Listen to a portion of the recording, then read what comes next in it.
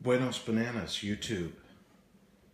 This is the Wide Open Prepper, coming to you live, yet pre-recorded, all at the very same time, in an effort to bridge the gap of communication that exists between our fellow man.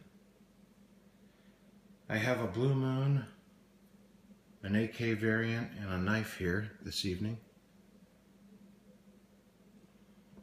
The blue moon has been rendered warm due to my inability to keep it cold via a koozie or other means. But let's dispense with the pleasantries and get right to the point.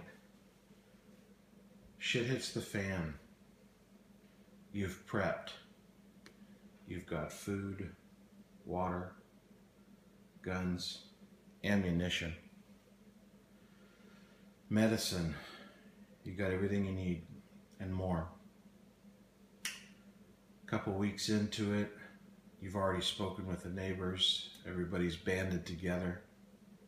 You haven't told anybody yet that you have supplies, and supplies are running thin amongst the neighborhood. You're having a conversation with Frank, the neighbor down the street, whose 3-year-old daughter has asthma, and he's running out of medication.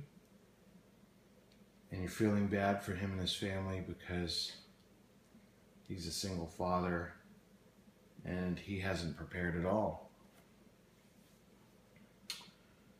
You have him over to the house because he's helping you with something. Who knows?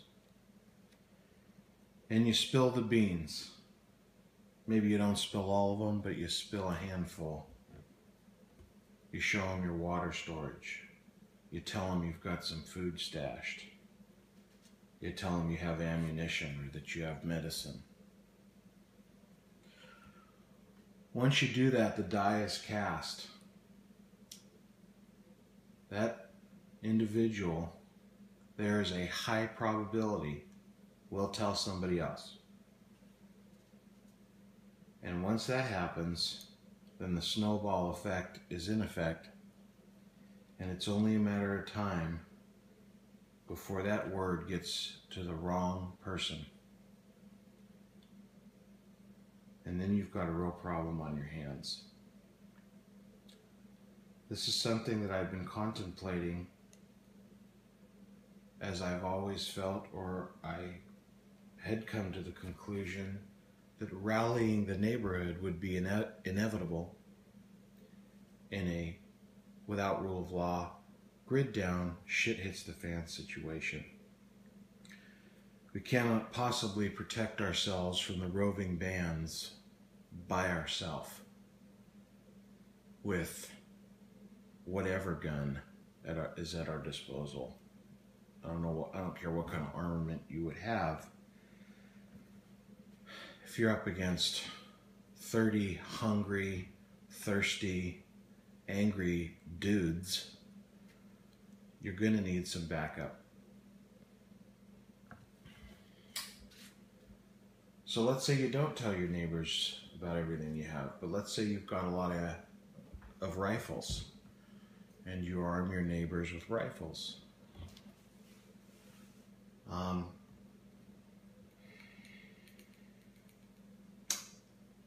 Who knows? Maybe the word gets out that you've got rifles, and they come after you for that. So it really is a rock and a hard place position to be in when this happens. I personally have prepped food and water for not my immediate family, but family that live around me, and possibly some neighbors. I will say that I have purchased what I can in cheap firearms to equip my immediate neighbors with firearm. A cheap shotgun can go a long way in the hands of Jim down the road. So the purpose of this video was simply to bring this up, this topic of, how much information do we give our neighbors if we are preppers and something bad actually goes down.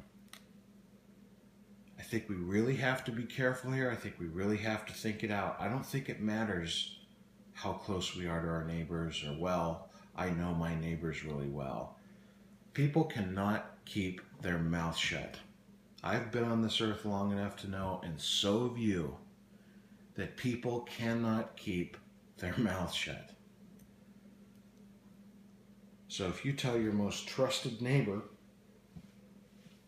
that you've got something, or you've got some stuff, I think there's a 90% chance, well, let's get rid of the percentages. I think there's a high probability that information is going to get out there. So the only stopgap that I've come up with to safeguard against this type of situation, because there is no good answer, if you don't tell your neighbors and you don't rally the neighbors, you're fucked.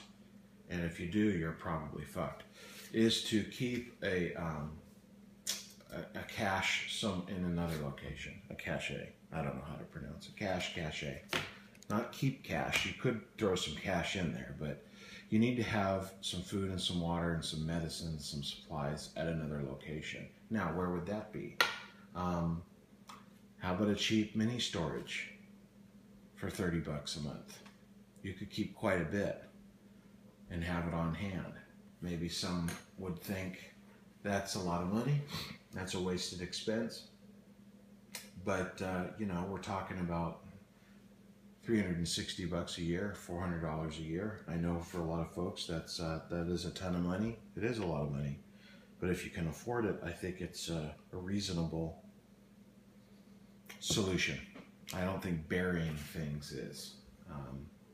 I just think that that's a big problem waiting to happen. And I don't think storing it at your buddy's property is a good idea, because he's going to know about it. It's got to be somewhere where only you know. Thoughts, suggestions, comments, please, on this. I am a big scenario contemplator, and I like to roll it around in my head, and I think that probably most preppers are similar in nature.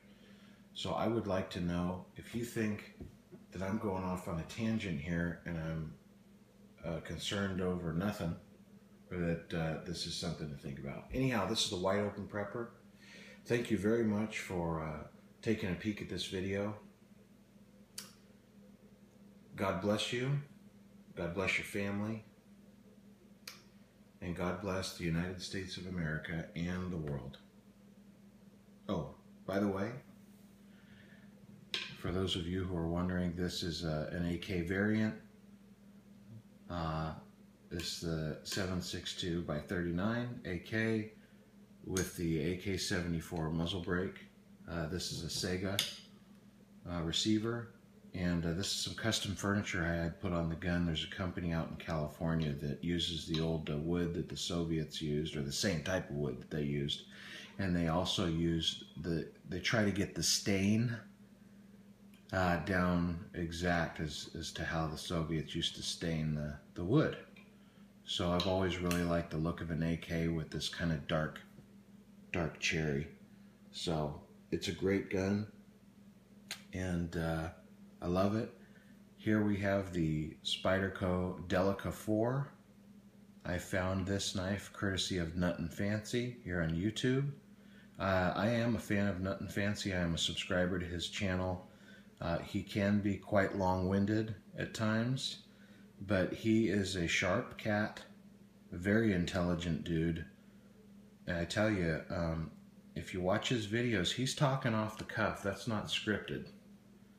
And anybody that has that kind of knowledge at their fingertips, just through what's in their head, he's a knowledgeable guy. So he praised this knife, and I bought it a long time ago, and I highly recommend it. Super light, super light. I mean, you don't even feel that it's on you, and it just has held up. It's a great blade. So anyhow, this is no knife review, but I will endorse the Delica 4, and I will endorse Nothing Fancy. I think he's a good cat. He's a good American. Guys, again, God bless. Talk to you soon. Over and out.